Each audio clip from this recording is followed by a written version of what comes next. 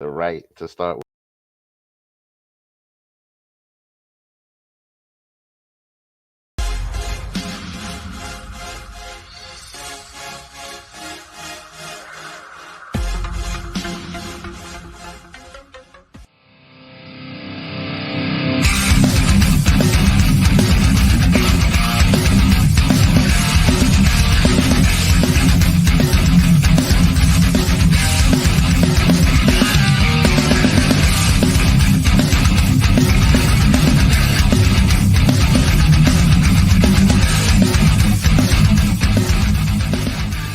Quick, ain't another kick in the head.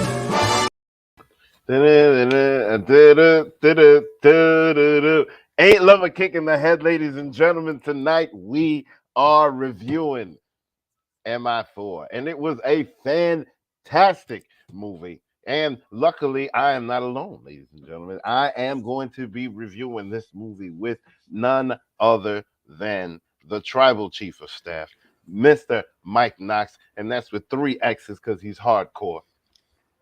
What's going How you on? doing, sir? What's going on, Wrist Belt King? How you doing?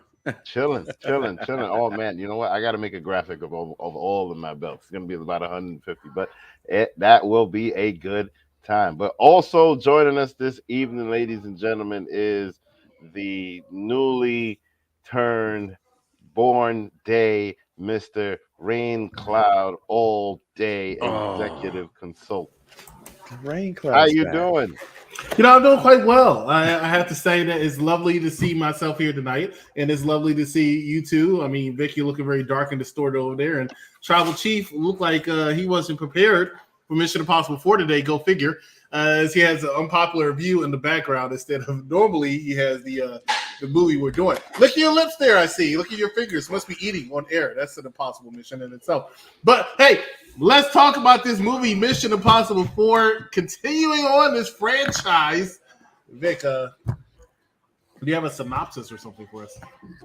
Well, here's the thing. That movie was fantastic. You know why? Because it literally look, I think that MI4 is something that started a series of movies. Why do I say that? Because at the end of 3, it was, you know, a happy ending. He rode off into the sunset with his wife. Right? So in this movie, oof, man. It's just the beginning of a whole bunch of twists and turns. Right? So it starts. Ooh,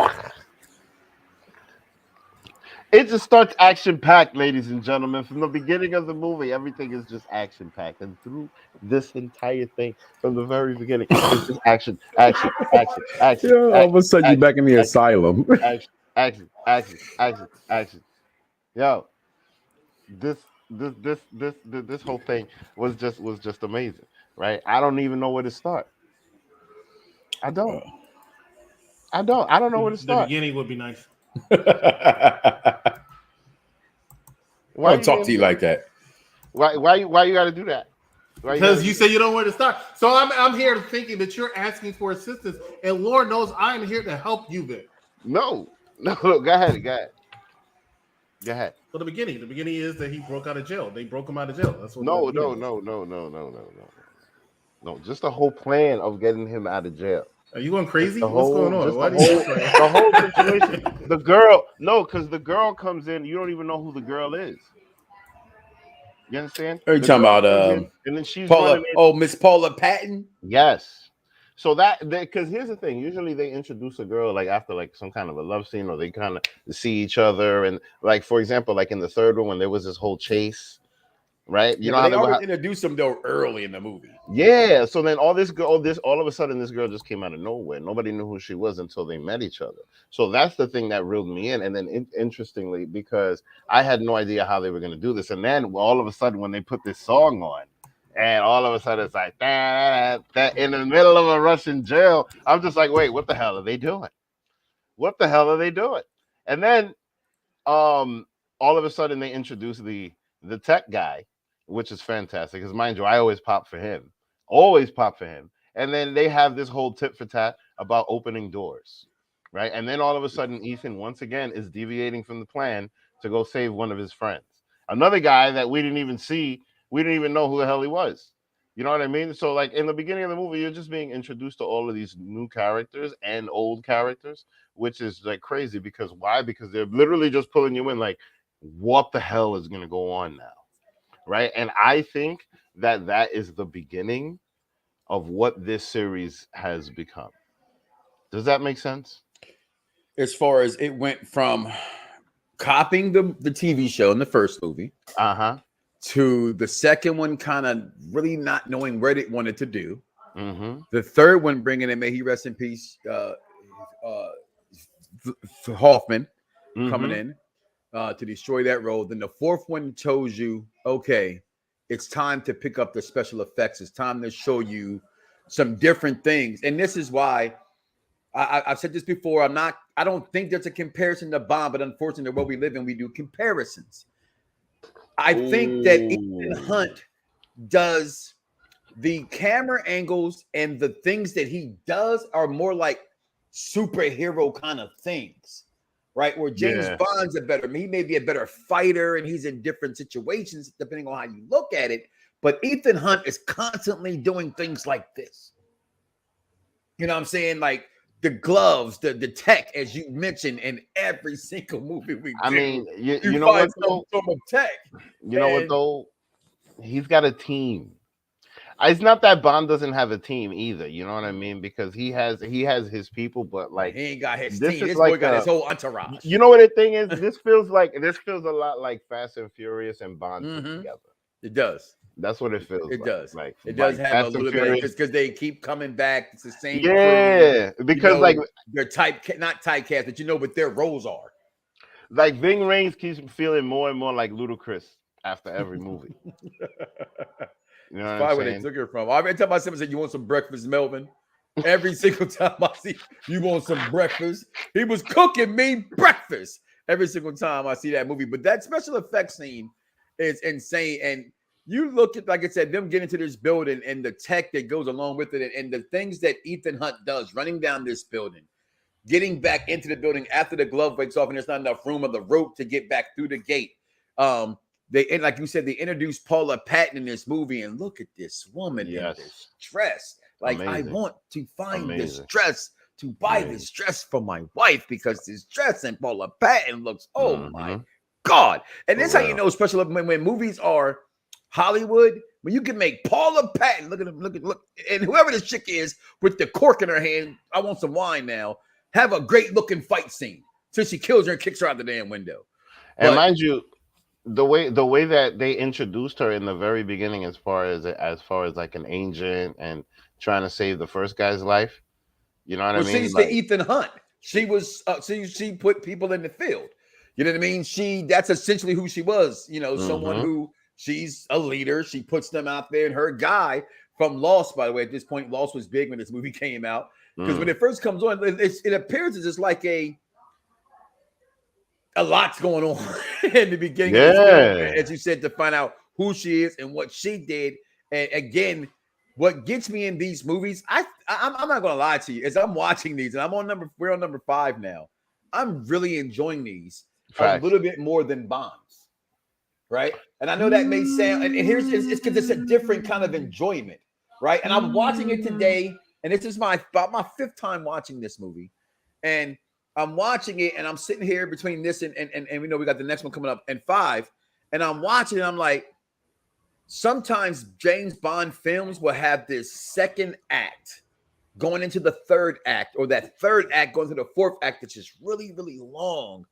And if you blink, I might doze off.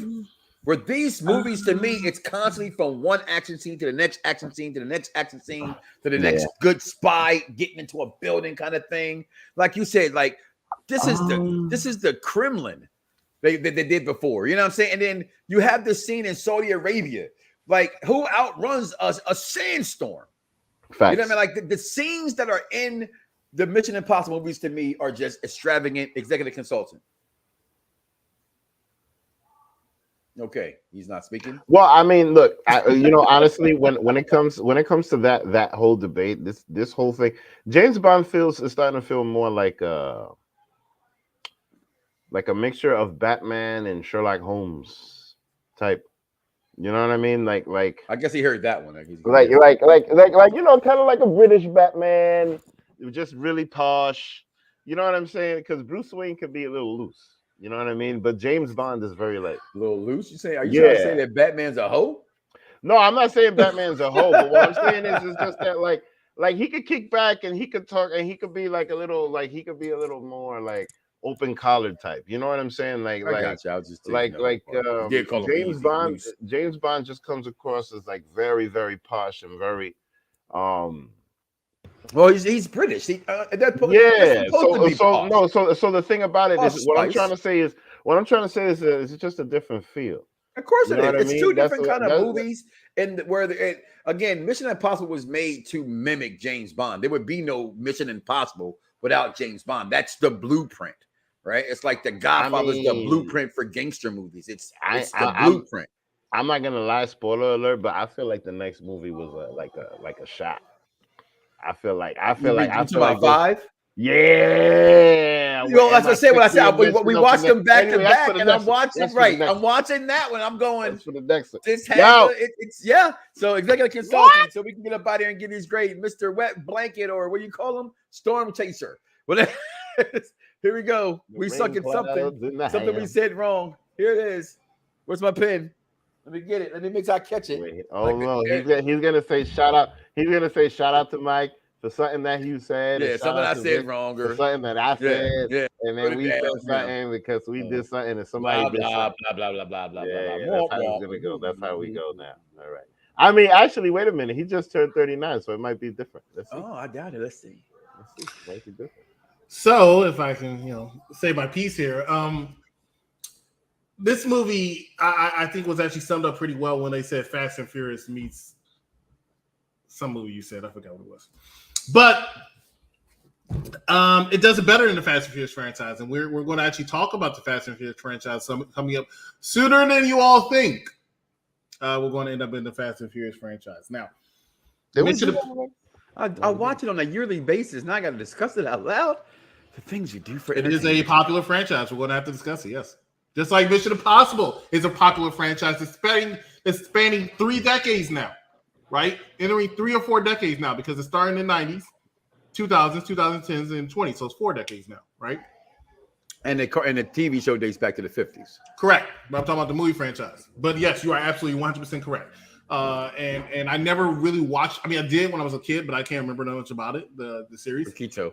But I feel like one thing I will say this franchise has is legs. It's definitely continuing on. I stopped watching after 3, but it is definitely still continuing on, and it still feels fresh. They're able to create something every movie. I thought the villain in this one was pretty good. I thought he was entertaining. Was he Philip Seymour Hoffman? No, but I'm not going to compare him all the time. Yeah, it's kind of hard to do that. But he still was a very good villain, very enticing. I think they had a very good supporting cast, and I loved it. Shout out to the secretary. The real Carmine Falcone. I like that. Ladies and gentlemen, we're going to take a quick commercial break. When we come back, we're going to get our final thoughts as well as thumbs up, thumbs down. Stay with us. You're watching Unpopular Review. Mike's heart is useless. He's going to need a transplant or he's going to die. What made Mike so sick? The hospital's under new management now. Everybody does exactly what I say. Nobody will get hurt. Or hurt. I want my kid's name on the donors list. This is going to end up bad for you, John. Police will do whatever is necessary to preserve the lives of these hostages. I am not going to bury my son. You want to bring down the syndicate? It's impossible.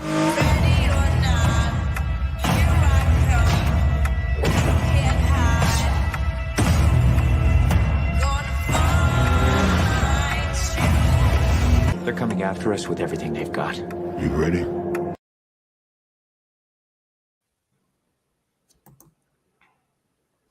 Go ahead, Vic.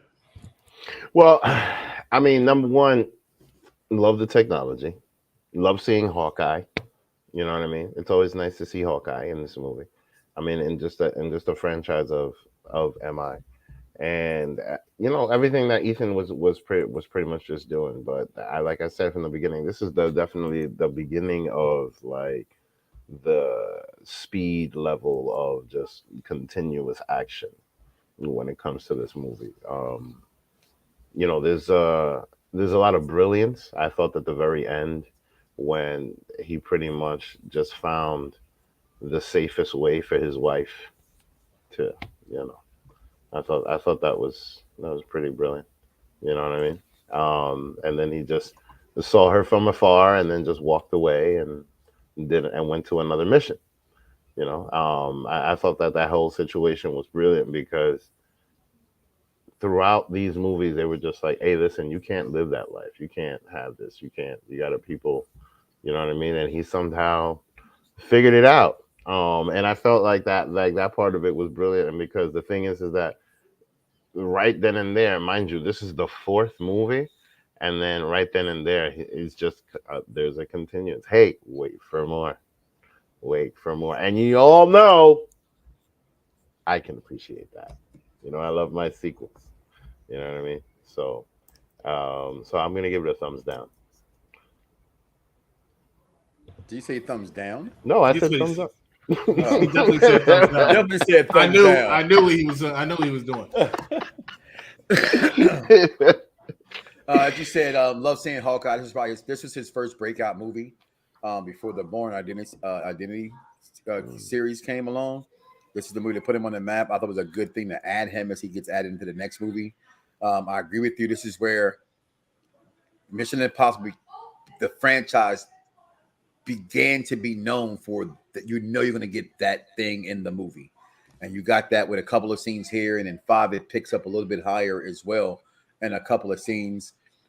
Me personally, I hated that he couldn't get the girl. I'm always that guy who I'm a hopeless romantic, so I kind of wish he gets them and say, you know, forget the world if you can. But hey, superheroes do what superheroes got to do, and Ethan Hunt's a superhero. So this movie was incredible. I love the scenery. You know, is it better than anything I've seen on Netflix? You got darn right it is. Give me a thumbs up. Is it better than seeing anything on Netflix? I can't say that. You know, I see some movies I pretty much enjoyed on Netflix. I'm not sure what there's Mike's... not a single movie on Netflix better than this. There is no... I'm going to talk like Mike. I don't understand how a movie guy can sit here and say that an entire network is not better than any movie out there. I just can't imagine that. I didn't say the network. I said Netflix movies. I'm counting Netflix is better, you know, as a whole. I love their TV shows. I'm counting Netflix as a whole, but okay. I can't. My brain can't wrap around somebody doing something like that. But this movie was better than Batman, so it gets a thumbs up for me. I thought Batman lost. It came back. I thought you went past something being better. I thought it was like, you know, did you enjoy it? I know, but I just saw a commercial for Batman on my screen over here, so it reminded me how much I hated that movie. Ladies and gentlemen, thank you so much for watching us. Join us on Thursday as we review John Q, which will be dropped on our Unpopular Review Entertainment YouTube channel Thursday around 8:00 p.m. Also, make sure you join us next Tuesday to continue the Mission Impossible franchise. Getting close to the end. We only have 2 more left. Mission Impossible 5. Thank you so much for watching us here tonight for Unpopular Review Entertainment. That's Vic, that's Travel Chief of Staff. I'm the Executive Consultant. We will see you right here next time on Unpopular Review Entertainment. Good night, everybody.